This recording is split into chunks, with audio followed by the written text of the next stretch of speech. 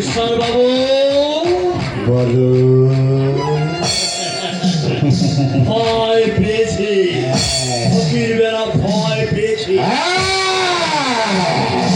ভয় ভয় তো পেতেই হবে সেগুলার, কারণ কারণ আমাদের ভয় না পেলে চলবে কেন?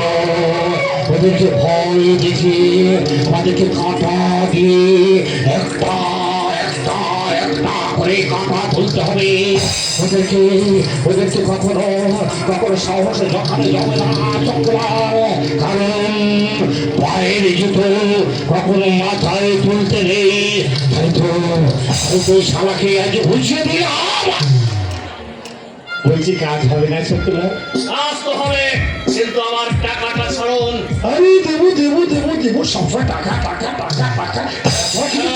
ঈশ্বর বাবু কি টাকা ছাড়ুন বলছি, একবার শেষ করুন। দেবো দেবো ফুলাল দেবো, তুমি কোনো চিন্তা করো না। বলেছি তো এই জগতে বিশ্বাস একবার জমকে বলে তাই করে। তুমি কিচ্ছু ভেবো না, টাকা তুমি পাবে। হ্যাঁ, পাবে।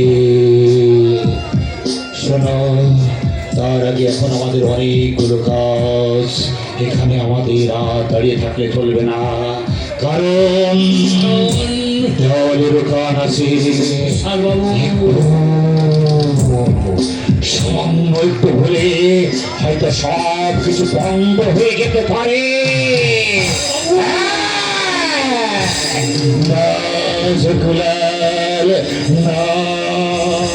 আমি এত সহজে হারবার পাত্র নেই, এত সহজে হাঁটতে আমি জানি না। হাঁটতে আমি ভুলে গেছি, আমি হাঁটতে পারি না, আমি কিছুতেই হারব না।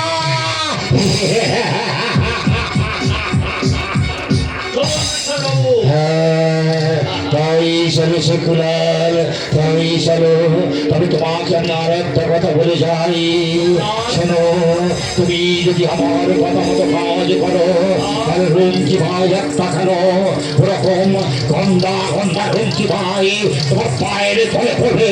টাকা বুঝলে সেকুলার, টাকা টাকা না হলে দুনিয়াটা ফাঁকা। এই দুনিয়ায় যার টাকা আছে তার সম্মান আছে, যার টাকা নেই তার কোনো সম্মান নেই। বলছি আসো এসো আমার সঙ্গে, হাতে হাতে বেরাও। আমি তোমাকে কথা দিচ্ছি সেকুলার, যত টাকা লাগে যত পাওনা লাগে আমি আমি দেবো।